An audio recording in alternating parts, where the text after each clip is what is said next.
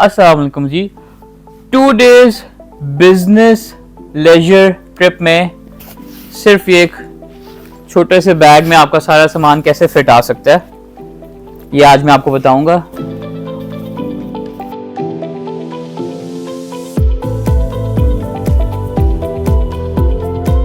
अच्छा जी, सबसे बेस्ट बात ये है, इकोहब का बैग है। द बेस्ट थिंग इज ये पूरा क्लैम शेल की तरह ओपन हो जाता है। पूरा बैग आप अंदर से देख सकते हैं। This is my toiletries bag. This is my tech pouch जिसमें चार्जर्स और एक्सेसरीज हैं। These are my slippers. This is a universal charger and these are all my clothes. Packing cube में रोल करके सारे फिट किए हुए हैं।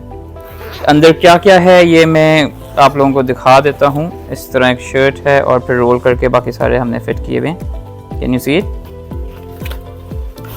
और that is it. This is all you need for a 2-day trip. I hope you like this video. ये चीजें कहाँ से खरीदनी है ये डिस्क्रिप्शन में आप लोग देख लें। Thank you so much.